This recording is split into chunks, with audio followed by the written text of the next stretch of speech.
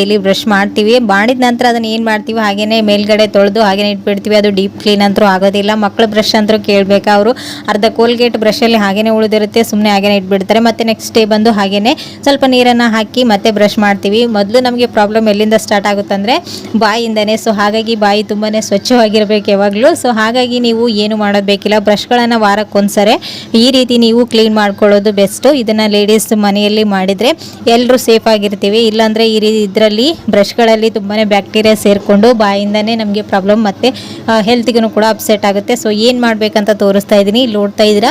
ಈ ರೀತಿ ಒಂದು ಪ್ಲಾಸ್ಟಿಕ್ ಕಪ್ಪನ್ನು ತೊಗೊಂಡು ಈ ಕಪ್ಗಳಲ್ಲಿ ನಾವು ಒಂದು ಅರ್ಧ ಟೇಬಲ್ ಸ್ಪೂನಷ್ಟು ಅಡುಗೆ ಸೋಡಾ, ಒಂದು ಅರ್ಧ ಟೇಬಲ್ ಸ್ಪೂನಷ್ಟು ಸಾಲ್ಟನ್ನು ಹಾಕಿ ನಂತರ ಇದರಲ್ಲಿ ನೀರನ್ನು ಹಾಕಿ ಈ ರೀತಿ ಬ್ರಷನ್ನು ಮುಳುಗಿಸಿ ಓವರ್ ನೈಟ್ ಇಟ್ಟು ಮಾರ್ನಿಂಗ್ ಇದನ್ನು ಕ್ಲೀನ್ ಮಾಡಿಕೊಂಡು ನೀವು ಬ್ರಷ್ನ ಮಾಡಬೇಕು. ಈ ರೀತಿ ನೀವು ವಾರಕ್ಕೆ ಒಂದ್ಸರಿ ಎಲ್ಲ ಬ್ರಷ್ಗಳನ್ನು ತೊಗೊಂಡು ನೀಟಾಗಿ ಡೀಪ್ ಕ್ಲೀನ್ ಮಾಡೋದ್ರಿಂದ ಯಾವುದೇ ರೀತಿ ಹೆಲ್ತ್ ಹಾಳಾಗೋದಿಲ್ಲ.